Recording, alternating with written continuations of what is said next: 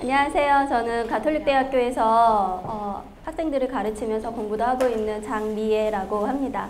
네, 안녕하세요. 이렇게 어르신 분들을 모시고 하는 강의는 처음이라서 네, 조금 긴장이 되기는 하는데요. 조금 모자란 점이 있더라도 양해해 주시고 들어주셨으면 좋겠습니다. 제가 오늘 할 강의는 세 번째 강의죠. 제가 지금 세 번째죠. 지난 시간에 저희 학교에서 다른 선생님이 한 분이 오셔서 또 강의를 하셨던 걸로 알고 있는데, 네, 지난 시간에는 오이도 얘기가 많이 있었죠. 선사문화 유적이다 보니까. 근데 사실 제가 오늘 수업할 내용은요, 제목이 삼국통일전쟁과 서해안이라고 해서 서해를 중심으로 한 대중국 교류를 중심으로 해서 이루어지는데, 이미 배포된 자료에도 보시면 알겠지만 사실은 오이도 얘기는 그렇게 많지는 않습니다. 근데 오이도를 중심으로 해서 오이도에서 이제 덕적도라던가 이런 쪽, 그러니까 인천 앞바다를 중심으로 한 경기만 지역이 지금까지 그 고대에서의 중국과의 교류에 있어서 굉장히 중요한 의미를 지니고 있는 곳이었다라고 하는 것을 중점으로 해서 말씀을 드리고자 합니다. 그래서 이미 나눠드린 거에 보면은 아마 제 파트에는 지도가 굉장히 많이 들어가 있을 겁니다.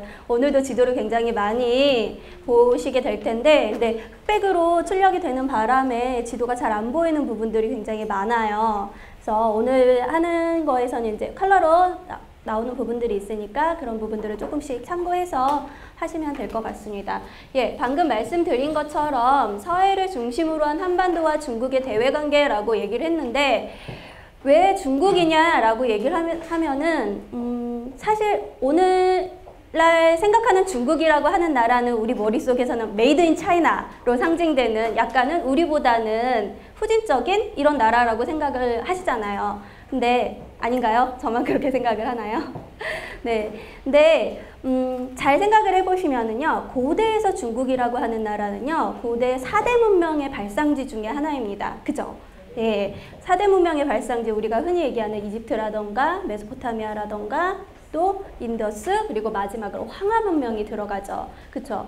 그래서 중국이라고 하는 나라는 전근대 사회에서, 즉 전통시대의 사회에서는 가장 발전적인 나라 중에 하나였었고, 그러한 중국으로부터 들여온 여러 가지 문물들은 중국뿐만이 아니라 우리나라, 또 우리나라뿐만이 아니라 우리나라를 거쳐서 들어가는 일본에까지 국가의 발달 단계에 있어서 굉장히 많은 영향을 미친 문화들이라고 볼 수가 있습니다. 그 대표적인 것이 한자와 같은 것들, 지금 우리는 한자 문화권이라고도 얘기를 하죠. 그렇죠? 그러니까 요새 학생들은 한자 많이 안 쓰는데 지금 옛날 분들은 한자 굉장히 많이 배우셨잖아요. 그렇죠? 그리고 또 하나는 유교적인 문화들, 그리고 불교 문화도 마찬가지예요. 불교 문화는 원래는 인도로부터 들어온 거라고는 얘기를 하지만 인도에서 전래되어 들어온 불교라기보다는 인도에서 중국을 통해서 중국화된 불교가 한반도와 일본에까지 영향을 미치면서 하나의 문화권을 형성을 했다라고 볼 수가 있습니다. 근데 그러한 문화권을 형성하는 데 있어서 가장 중요한 것이 바로 이 서해바다였다라고 하는 것을 알 수가 있겠죠. 왜냐하면 서해바다라고 하는 곳은 지금 잘 보시면 아시겠지만 동해를 공유하는 것은 우리나라와 일본밖에 없죠. 그쵸? 근데 서해를 공유하는 곳은 중국과 우리나라 그리고 일본까지. 일본은 원래 일본에서 그 문화를 수입해 들어오는 가장 최천병에 있던 곳은요, 일본의 본토가 아니에요.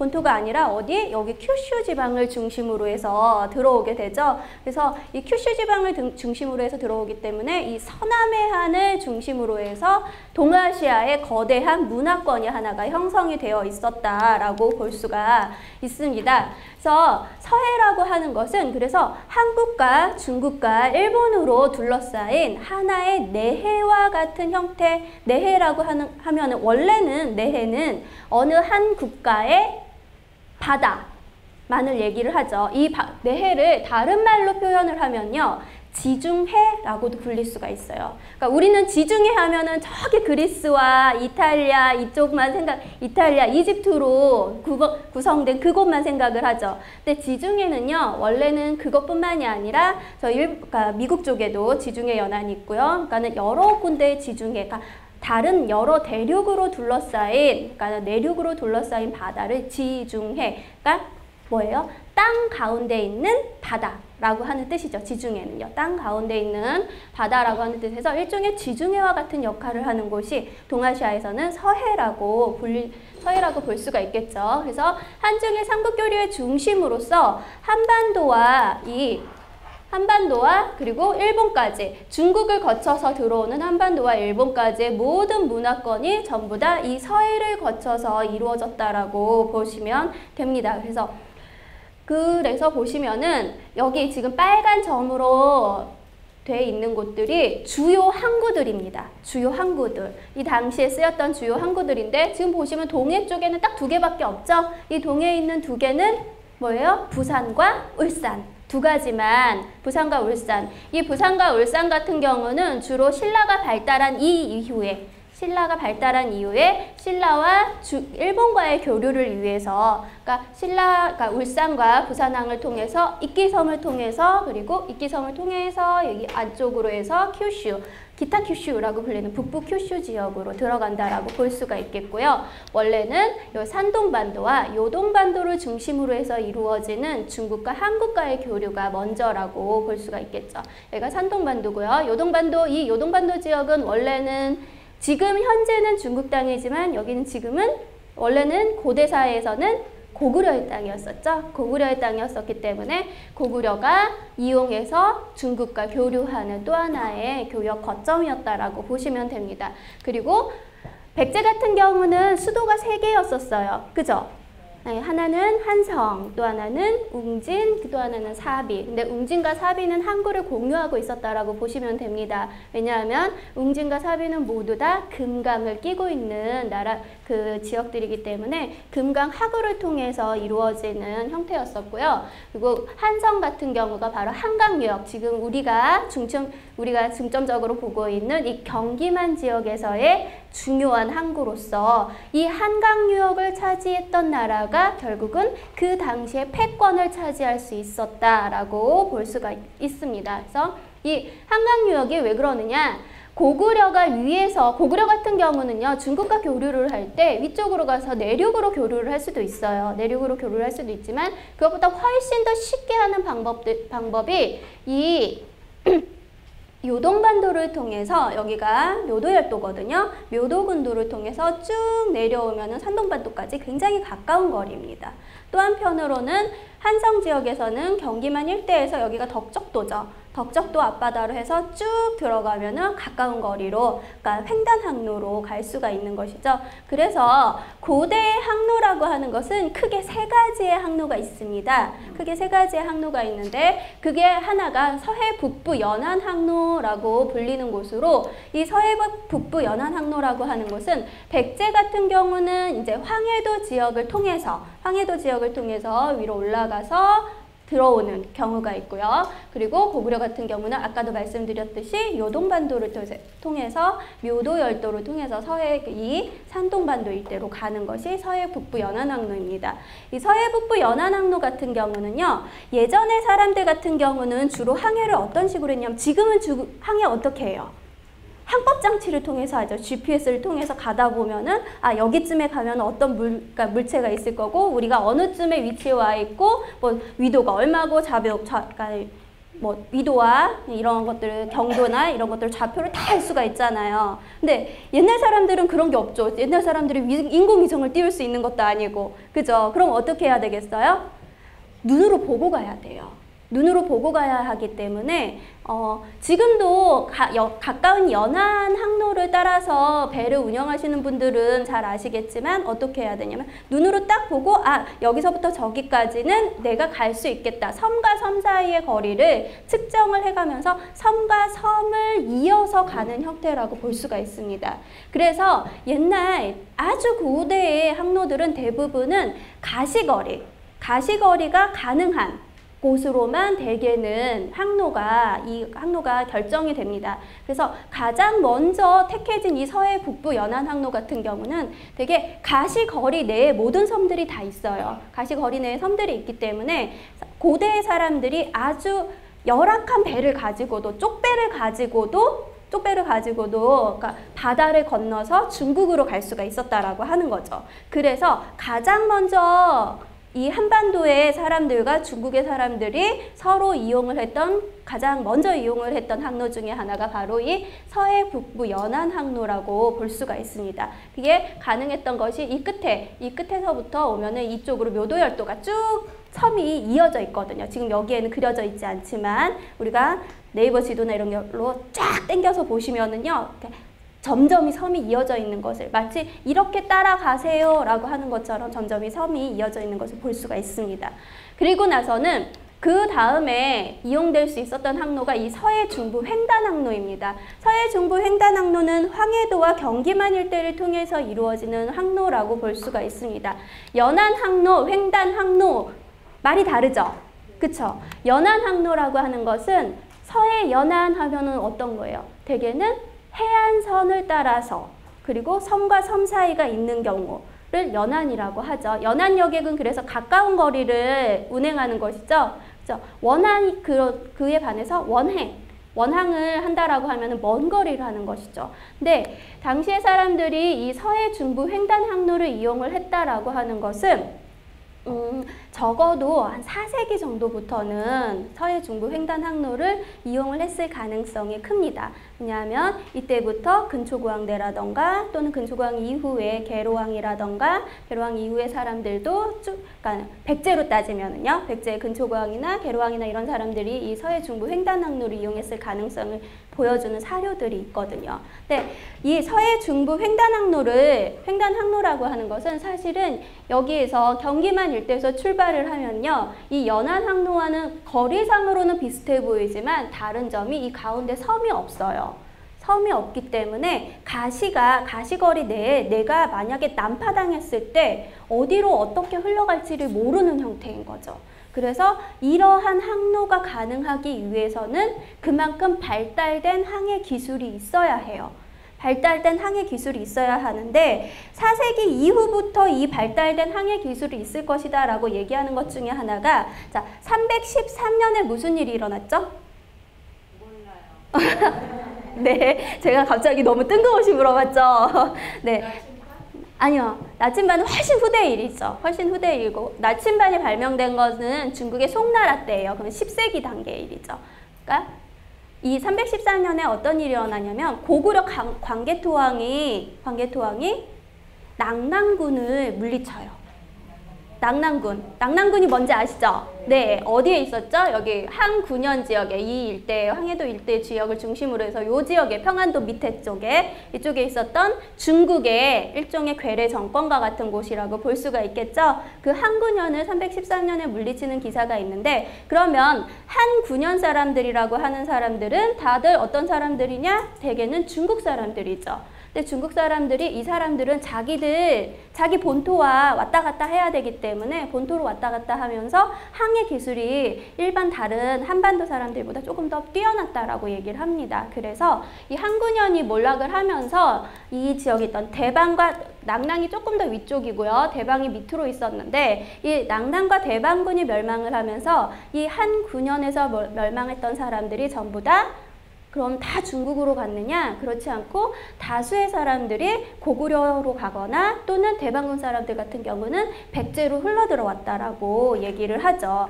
그래서 그 백제의 사료들이나 이런 것들을 보면은 왕씨들이 굉장히 많이 나오는데요. 이 왕씨들 같은 경우는 대개는 그 중국계 사람들로 보고 있습니다. 그리고 그 사람들은 실제로 중국과의 교류에 있어서 굉장히 큰 역할들을 하는 사람들이에요. 근데 그런 사람들이 흘러 들어오면서 그들이 가지고 있었던 항해 기술을 받아들이고 하면서 발달하기 시작을 하는데, 본격적으로 이 횡단 항로가 이용되는 것은 언제부터이냐? 한성이, 백제 같은 경우는요, 한성이 몰락한 다음부터라고 보시면 됩니다. 한성이 몰락한 다음부터. 왜냐하면 그 이전에는 여기 황해도 지역을 통해서 연안 항로로 갈 수가 있었는데 황해도 지역을 빼앗기게 되죠. 한성이 함락이 되게 되면서 밑으로 내려와야 되잖아요. 그러면 어떻게 하느냐? 밑으로 내려오면 자, 이제는 더 이상 여기를 이용할 수 없어? 그러면 다른 항로를 찾아야겠죠. 다른 항로를 찾게 되다 보니까 고구려의 영향을 크게 받지 않는 선에서 가장 빠르게 안전하게 갈 수 있는 항로가 어디일까를 찾다 보니까 이 횡단 항로를 찾은 것이라고 볼 수가 있습니다. 횡단 항로를 찾은 것이라고 볼 수가 있고, 또 한편으로는 이 마지막에 이 서해 남부 사단 항로가 있죠. 남부 사단 항로는 그러니까 사선으로 간다라고 하는 거죠. 이 사선으로 가는 것은 회하강 유역으로 들어가는 것을 얘기를 하거든요. 회하강 유역으로 들어가는 것을 얘기하는데, 이 사단 항로 같은 경우는 본격적으로 이 사단 항로가 이용되기 시작을 하는 것은 지금 현재 학계에서는 장보고 시대쯤부터라고 얘기를 합니다. 장보고 시대쯤 되면 요 밑에 있는 진도, 우리 사고 났던 진도 있죠. 진도 밑에 있는 이 청해진 유적을 중심으로 해서 거기에서부터 출발을 해서 주변에 있는 모든 배들을 통제를 했다라고 하죠. 장보고가 그때쯤부터 사단 항로가 본격적으로 이용을 했다라고 합니다.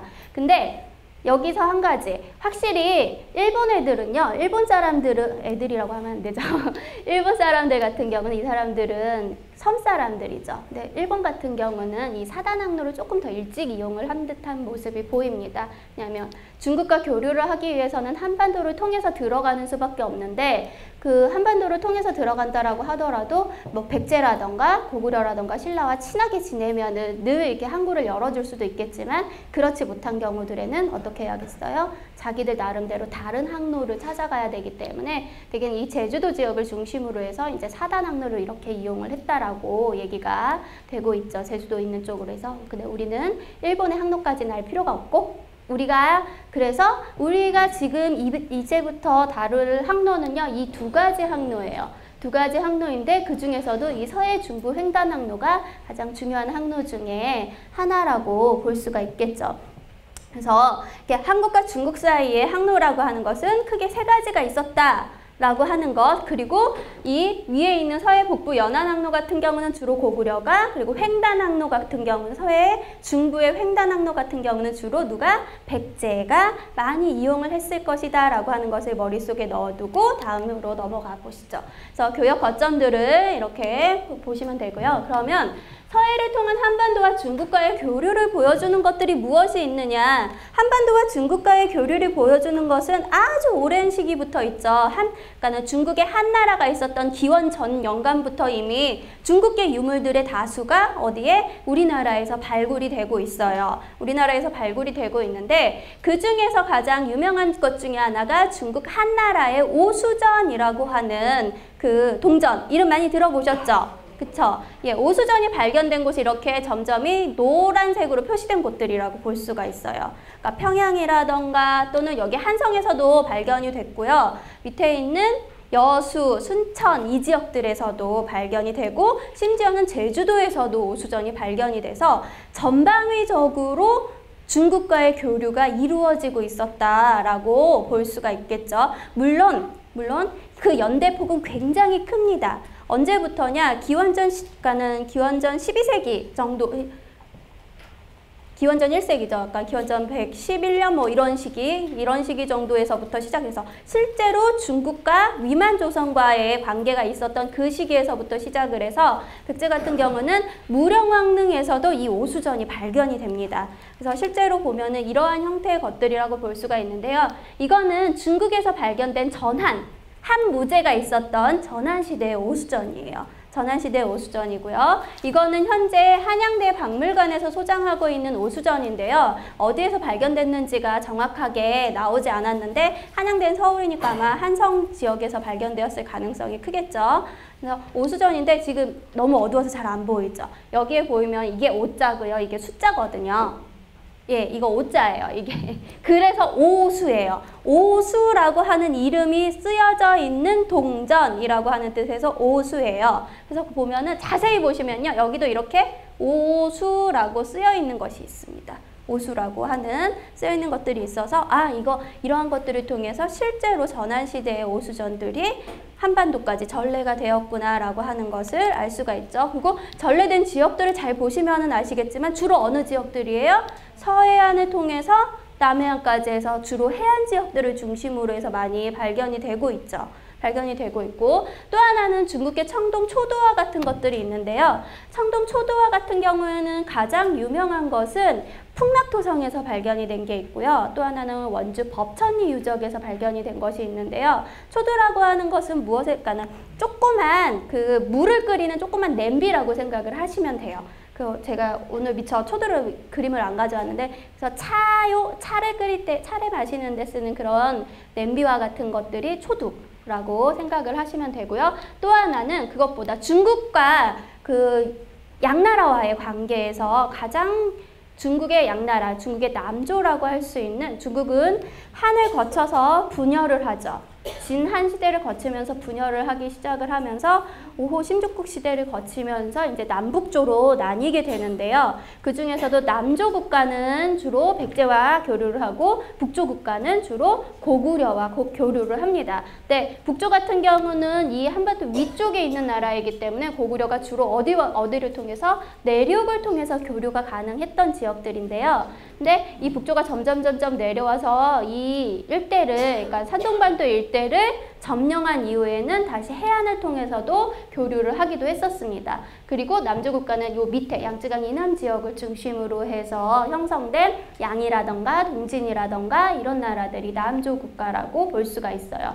근데 그 중에서도 그 중국의 동진제의 청자와 같은 것들이라던가 또는 동진에서 출토된 그 닭머리 모양, 개수호라고 불리는 닭머리 모양의 그 자기들이 있거든요. 닭머리 모양, 그 주로 이제 술을 담는다던가 또는 차를 담아서 쓰는 것이라고 볼 수가 있는데, 그런 닭머리 모양의 것들이 이런 식으로 출토가 됩니다. 이건 천안 용언리 구호분에서 출토된 흑유 개수호라고 하는 거. 개수가요, 그러니까 검정색으로 만들어지는 개수라고 해서, 개수가 이제 닭머리, 여기 앞에 보시면은 닭머리 모양으로 생겼죠. 그쵸?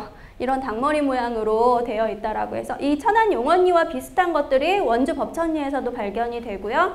또 한편으로는 풍락토성 일대에서도 발견이 되고, 또 밑에서는 무령왕릉 지역에서도, 무령왕릉에서도 발견이 되고 있어서 전방위적으로 주로 어디를 통해서 이런 해안선을 통해서 중국계 동진제 청차가 출토된 지역들도 보시면 해안선을 통해서 출토가 되고 있음을 우리는 알 수가 있습니다. 이렇게 해서 볼 수가 있는 것들이 주로 어떤 것들이냐, 그러니까 서해의 역사라고 하는 것이, 서해라고 하는 곳이 결국은 중국과 우리나라의 교류에 있어서 굉장히 중요한 역할들을 하고 있었다라고 보여주는 것을 여기서도 알 수가 있겠죠. 근데 어느 정도로 그러면 친했었느냐? 주로 중국의 남조를 통해서, 그러니까 고구려 같은 경우는 내륙을 통해서 교류가 많았었기 때문에 백제 예를 많이 들게요, 오늘은. 그러니까 전쟁 자체도 백제가 되게 중요하거든요. 근데 백제 같은 경우는 특히 중국의 양나라와 굉장히 친했습니다. 중국 백제의 가장 유명한 왕 중에 하나가 무령왕이죠. 우리는 무령왕릉을 통해서 무령왕을 기억을 하죠. 송산리 5호분, 6호분 이런 것과 같은, 송산리 5호분이나 6호분과 같은 것들은 전축분이라고 해서 아주 특이하게 뭘로 만들었죠? 벽돌. 그렇죠. 아, 공부 열심히 하셨나 봐요. 네, 전축분이라고 하는 것은 벽돌로 만든 무덤이죠. 근데 우리나라의 무덤이라고 하는 것은 크게는 두 가지 형태예요. 하나는 목곽이라고 해서 나무로 곽을 짜요. 그리고 그 안에다가 그러니까 관을 넣는 형태죠. 관을 넣기도 하고 넣지 않기도 합니다. 근데 목곽의 형태이거나, 그래서 그 목곽이 가장 유명한 곳이 신라예요. 신라의 적성목곽분이라고 해서 굉장히 거대한 무덤들이 있거든요. 여러분들 경주에 가면은 굉장히 큰 무덤들 있죠. 저게 산인지 무덤인지 우리 그냥 이렇게 쭉 지나가서 보면은 저게 무슨 무덤이야 싶은 무덤들이 있죠. 우리가 지금 생각하는 무덤들과는 다른 그런 무덤들 같은 경우는 대개는 적성목곽분들입니다. 굉장히 큰 적성목곽분들이라고 보시면 되고요. 그것과는 달리 석곽으로 쓰기도 하죠. 그러니까 땅을 파고 땅이 무너지지 말라고, 그러니까 주변에다가 돌을 덧대고 그 안에다가 관을 넣거나 또는 그냥 관을 넣지 않고 시신을 안치하거나 하는 형태가 있는데, 그래서 그러한 석곽의 형태들이 굉장히 많이 있습니다. 근데 특이하게 그래서 그 석실을 만들어도 원래는 대개는 뭘로 만드냐면 석실이니까 뭘로 만들겠어요? 돌로 만들어야 되겠죠. 그쵸? 돌로 만들어야 되는데 무령왕 같은 경우는요. 돌로 안 만들었어요. 무령왕릉은요. 그래서 우리 머릿속에 그 무령왕릉을 잘 기억을 해보시면은 무령왕릉은 전부 다 뭘로 만들었어요? 벽돌로 만들었죠. 그런데 그러한 벽돌의 형태가 나오는 것도요. 중국에서도 주로 양나라에서만 이렇게 벽돌로 만듭니다. 무덤을. 주로 벽돌을 양나라에서 만드는데요. 벽돌 무덤을. 근데 이 양나라는요, 그렇게 오래 나라가 유지되지 못했어요. 한 70년 정도 유지가 됐는데, 그 양나라의 70년 중에서도 가장 오래 통치한 사람이 양나라를 세운 양무제입니다. 양무제인데요. 양무제 같은 경우는 언제적 임금이냐? 우리나라로 치면 백제의 무령왕과 그리고 무령왕의 아들인 성왕. 이 두 사람을 걸치면서 있는 사람들. 걸치면서 있었던 사람이라고 볼 수가 있어요. 그러니까 성왕이 약 32년 정도 재위를 했고, 그리고 무령왕이 23년 정도 재위를 했거든요. 23년 정도 되니까 한 61년 정도 중에서 한 3분의 2 정도는 양무제와 겹치는 형태인 거죠. 그래서 겹쳐가지고 있기 때문에 특히 이 무령왕과 성왕대를 거치면서 많은 교류가 일어났고, 그 무령왕이 죽고 나서, 양무제가 죽고 나서 양원제인 소혁이라고 하는 사람이 아직 그 임금으로 즉위하기 전에 형주자사로 있을 때, 그때 당시에 각국의 사신들이 양나라로 온단 말이에요. 각국의 사신들이 양나라로 오면 그 사람들과 만나기도 하고 또는 얘기를 전해 듣기도 하고 하면서 그림을 그리고 그 사람들이 한 말들을 적어 놓은 것이 양직공도라고 하는 것이 있습니다. 양직공도라고 하는 것이 있는데요. 여기에 보면은 이 백제국사의 모습이 있습니다. 이 양직공도는 여러 가지 형태가 있는데, 이 형태가 당시 양원제가 그린 그 소혁이 그린 그림이고요. 이 이후에 당대에 다시 그려진 것도 있고 송나라 때 가서 다시 그려지는 것들도 있습니다. 약간씩 달라요. 그림이 다른데, 이 양직공도 같은 경우에는 백제사신, 신라사신, 고구려사신, 외사신의 그림들이 다 그려져 있고, 무엇보다도 우리 옛날 사람들이 뭘 입고 살았는지 뭘 먹고 살았는지 잘 모르잖아요. 그쵸? 잘 모르는데 특히나 백제 같은 경우는 이게 잘 알려져 있지 않단 말이에요. 그림이 잘 없어요. 잘 없는데 여기서 보면은 양직공도에서 보면은 백제 사신이 입고 왔던 그 복식 이런 것들이 있기 때문에 이런 복식 자료들을 통해서 이제 의복사를 하시는 분들도 굉장히 많은 그 참고 자료가 되기도 하죠. 근데 여기서 보면은 백제국사 조에 보면은 백제 원래, 그러니까 앞에는 백제가 어떤 나라였었는지, 원래는 마한의 한 소국이었다가 이제 큰 나라가 됐다, 이런 얘기들과 함께 여러 가지 얘기들이 써 있는데, 이쯤에서 보시면요, 방소국이라고 해서, 그러니까 방이라고 하는 것은 그러니까 둘러싸여 있다, 그러니까 내가 거느리고 있다라고 하는 뜻이거든요. 소국들을 거느리고 있는데 그 소국들이 굉장히 많아요. 방소국 해가지고 반파 또는 탁, 달아, 전라, 사라 이런 식으로 해가지고 반파, 탁, 달아, 전라, 사라 이런 지역들은 전부 다 지금으로 따지면 반파랑 탁 이런 나라들은 대개는 섬진강 유역의 그 작은 소국들이고요. 사라는 원래 어딜까요? 사라 뭐랑 비슷해요? 신라. 네. 신라예요. 신라의 전의 이름이 사라 또는 사로라고 불렸죠.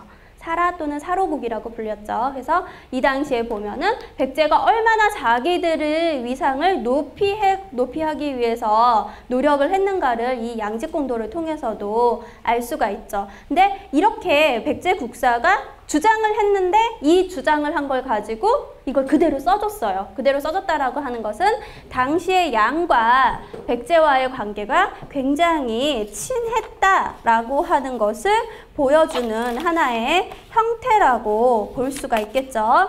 자, 이렇게 해서 이러한 형태로 해서 굉장히 많은 교류들을 하고 있는 이 서해연안이라고 하는 곳을 통해서 백제는 그 중국의 여러 가지 문물들을 받아들이고 그 문물들을 어디에다 전해주게 되냐면 주로 외로 전해주게 됩니다. 좀 외로 전해주게 되면서 두 나라 사이에서의 관계가 굉장히 돈독하게 흘러간다라고 볼 수가 있겠죠. 그것이 나중에 우리가 오늘 중점 주제로서 볼 그 삼국 통일 전쟁 과정 중에서도 굉장히 큰 영향을 끼쳤다라고 볼 수가 있습니다. 네, 고대 동아시아의 국제 해전으로서의 백강 전투라고 하는 것은 실제적으로 보면은 백강 전투의 중요성도 굉장히 크지만 백강 전투가 있기 전까지 나당 연합군에 의해서 백제가 공격을 당하게 되죠. 나당 연합군에 의해서 백제가 공격을 당하게 되는데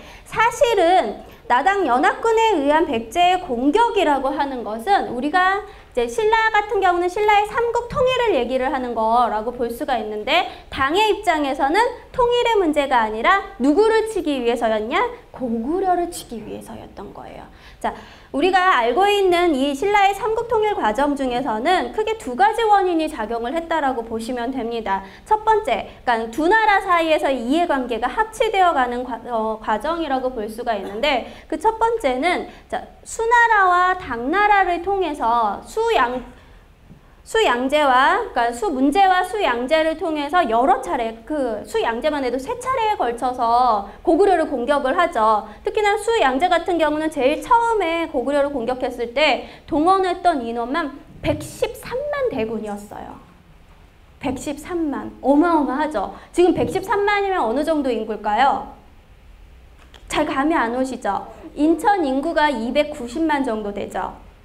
290만 정도 돼요. 인천 인구가 300만 조금 안 되는 인천 인구인데 그 인천 인구 중에서 성인들, 그러니까 실제로 싸울 수 있는, 그러니까는 대개는 이제 고대로 보면은 고대나 정근대사에서 보면은 16세에서 대개는 60세까지를 정이라고 해요. 정이라고 해서 실제로 과세 범위로 따집니다. 우리랑 비슷하죠. 지금이랑. 그러니까 지금은 20살부터지만 예전에는 16세부터 따져요. 그러면 16세에서 60세까지를 따져보죠.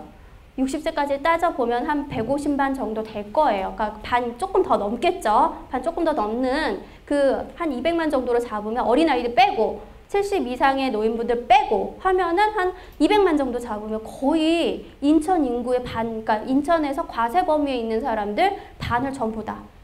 반이. 또는 수원 인구가 100만 정도 되죠.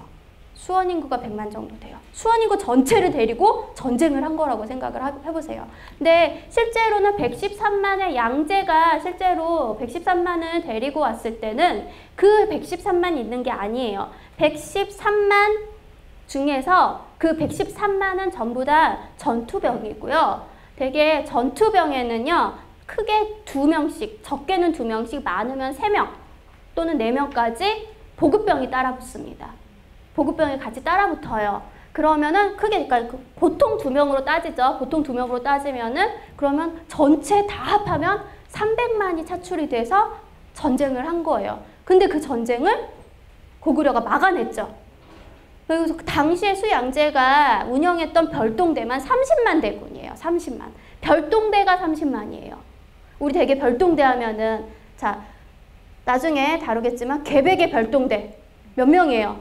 5천이에요. 5천.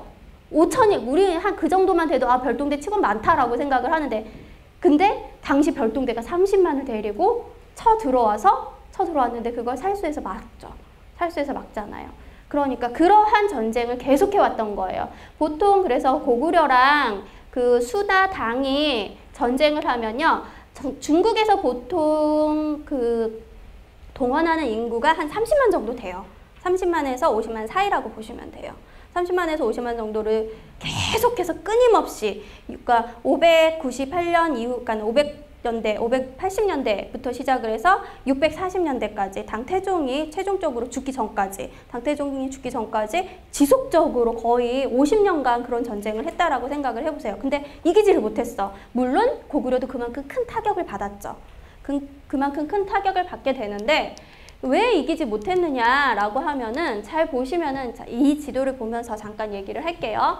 고구려의 방어선이라고 하는 곳은요. 여기 끝이 여기가 비사성이에요. 비사성에서부터 시작을 해서 쭉 이어지는 이 요동 지역을 막기 위해서 여기를 점점 이어가지고 되게 전부 다 성으로 이어놨습니다. 성으로 쫙 이어놨어요. 그래서 수 양제 침입 이후에 최종적으로 수가 멸망한 다음에 영계소문 정권이 들어서기 전부터 고구려는 뭘 하기 시작하냐면 이 지역에 있었던 성들을 쫙 이어서 천리장성을 쌓죠. 천리장성을 쌓게 되는데, 근데 문제는 수나라도 그렇고 당나라도 그렇고 수륙 양공 작전을 썼어요. 수륙 양공 작전을 쓰는데 되게 주력 부대는 육군이죠. 그러니까 육군이 여기를 뚫고 들어와야 되는데, 고구려의 성과 성 사이는요, 말로 그러니까 사람이 쫙 가서 열심히 뛰어가면 하루 안에 들어갈 수 있는 거리에 성과 성을 이어놓습니다. 그러니까 하나의 성을 파괴를 하고 그냥 쭉 들어오면 뒤에 있던 옆에 있던 성들이 다시 원군을 보내서 그 성을 막아버려요. 그러면 더 이상의, 그러니까 앞에 나간 병사들은 쭉 앞으로 진군을 할 수가 있지만 중요한 건 보급부대가 못 들어와요. 그럼 어떻게 돼? 굶어 죽어야 돼요. 굶어 죽는 것뿐만이 아니라 무기도 보급이 안 돼요. 무기도 보급이 안 되니까 전쟁이 안 되는 거죠. 이러한 전쟁을 50년 동안 하고 나서 깨달은 건, 이렇게 전쟁을 해서는 고구려를 치지 못한다 였어요. 그러면 어떻게 해야 될까를 고민하기 시작을 했을 때 누가 찾아와요? 김춘추가 찾아옵니다. 김춘추가 찾아와서, 너네가 고구려를 치려면 백제를 먼저 없애야 돼. 백제를 없애고 나면 내가 밑에서 모든 것을 다 도와줄게 라고 약속을 하는 거예요. 그러면 당나라 군대는 쭉 내려오기만 하면 돼요. 밑에서 신라가 보급부대 다 대주고 또 협공을 하면 되거든. 협공을 하면 되는 형태이기 때문에, 그래? 근데 그것도 그 당시에는 당 태종이 죽고 나서 당 고종되었었는데, 그러니까 태종이 48년에는 당 태종대예요. 태종이 그래? 이거 아리까리 한 거예요. 그러니까 지금까지 한 50년 동안 계속 져왔으니까 이걸 진짜 해야 될까 말아야 될까를 생각을 하고 있다가 자기가 죽으면서는 고종에게, 자기 아들인 고종에게, 야, 절대 전쟁하지 마. 고구려와는 전쟁하지 마. 라고 유언을 남기고 죽어요. 근데 그건 고구려와 전쟁하지 말라는 거였죠. 그러고 나서는 잠깐 당 내부에서의 소란이 있었기 때문에 그것을 잠깐 잠재우는 시간이 필요했었고, 그리고 나서 본격적인 전쟁이 시작되는 것은 659년부터인데요. 그 이전에 그러면 백제는 손 놓고 있었느냐? 손 놓고 있으면 안 되겠죠. 손 놓고 있으면 안 돼요. 그럼 어떻게 하냐면, 원래는요, 백제도 당과 줄을 대고 있었어요.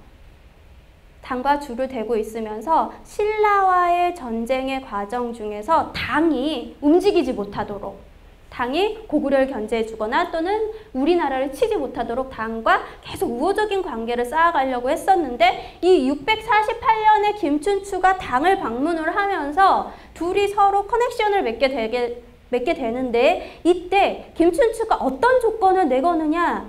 김춘추가 너네 연호를 사용을 할게.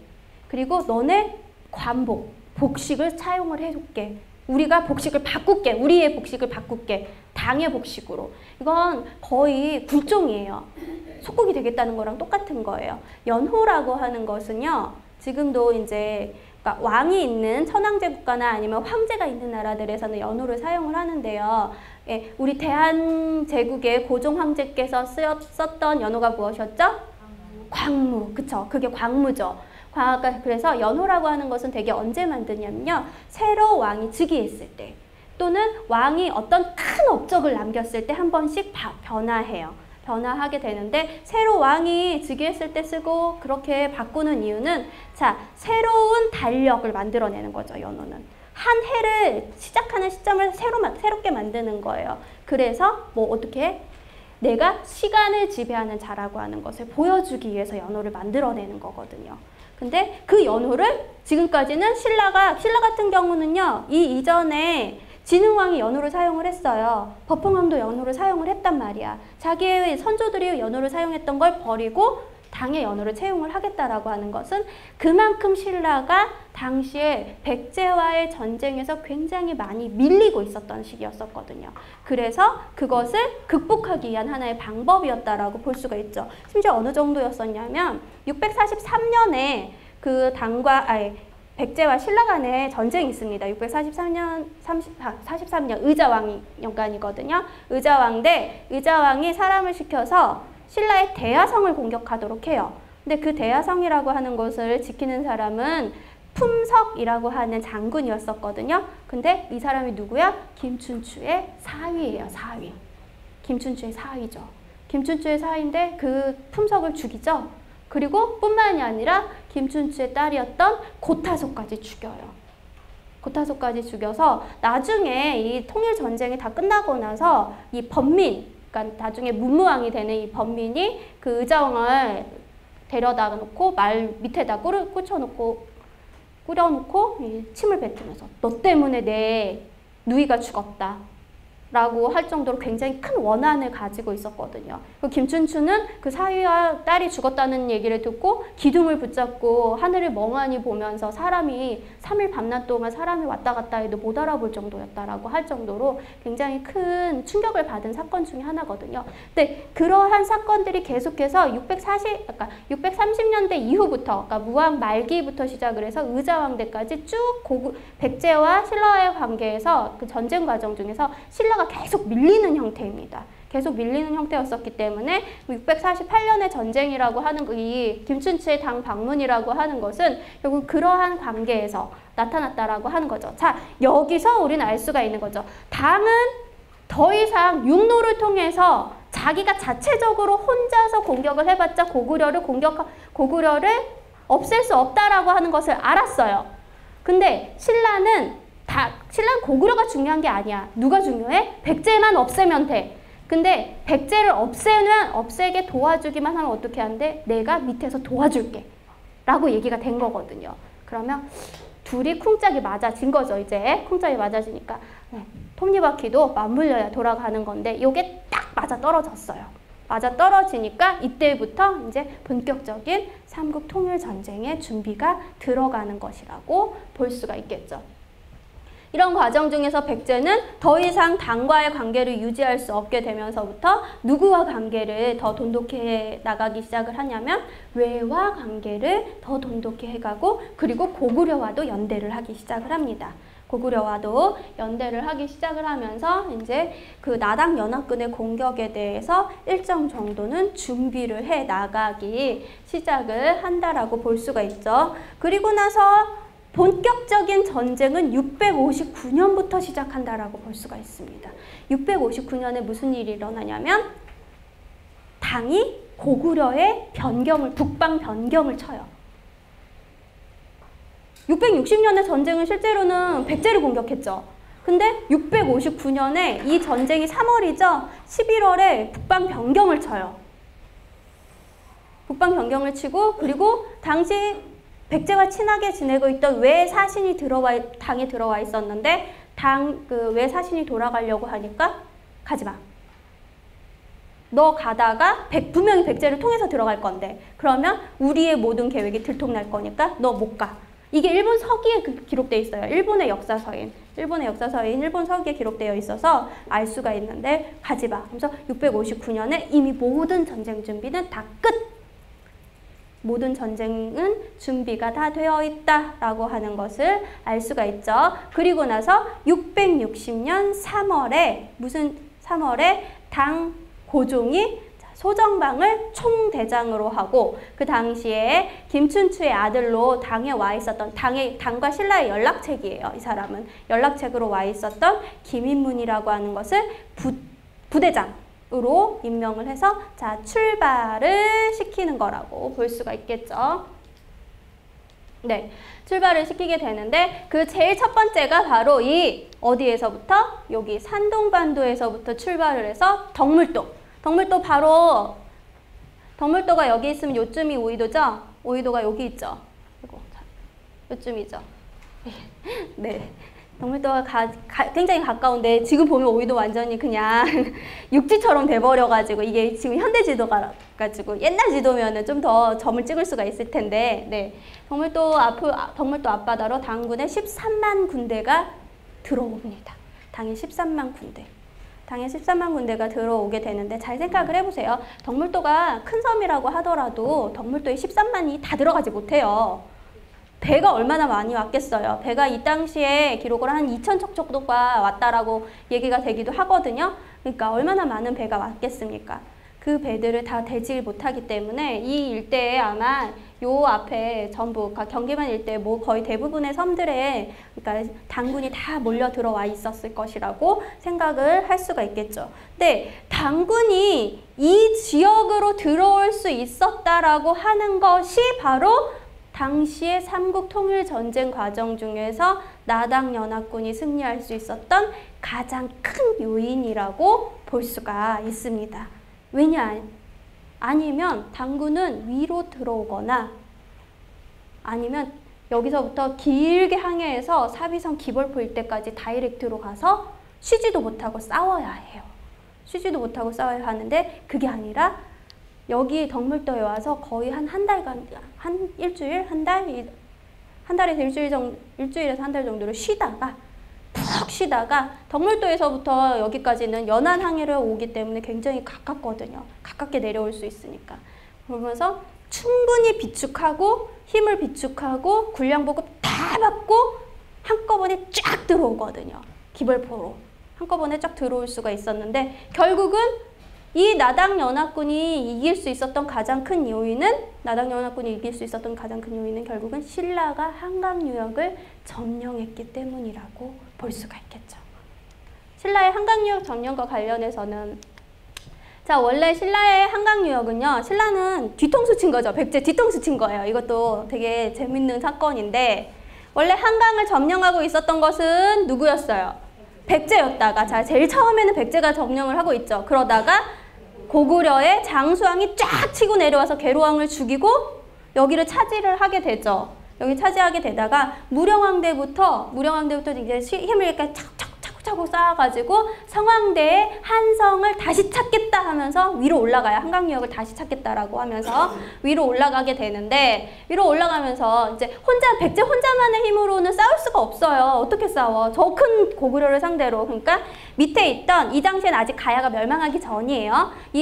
밑에 있던 대가야와 그리고 또 한편으로는 신라와 손을 잡고 자 우리 같이 한강유역을 치자. 고구려를 치자라고 한 거예요. 고구려를 치자라고 해서 쫙 올라가는데 이때 대가야 같은 경우는요. 이 대하성 지역이 지금의 고령 지역이죠. 고령 지역인데 요 대가야 같은 경우는 자꾸 신라가 서진해오고 하면서 자기들의 땅을 자꾸 압박을 해 들어오니까 그것 때문에라도 백제의 힘을 빌릴 필요가 있었고 그래서 백제와 연대를 하고 있었어요. 그래서 같이 올라갔는데 신라 입장에서는 같이 올라갔다가 가져오면 자기들한테 그다지 이득이 되지 않을 것 같아. 왜? 원래 여기는 백제 땅이었었고 그리고 백제가 절실한 거지 나는 아직 절실하지 않아 라고 생각을 했던 거죠. 그래서 그래? 이 당시 왕이었던 진흥왕이죠. 진흥왕이 근데 고구려는 너무 힘이 세. 그러니까 소국이 대국을 그렇게 함부로 공격하는 거 아니야 라고 하면서 거절하죠.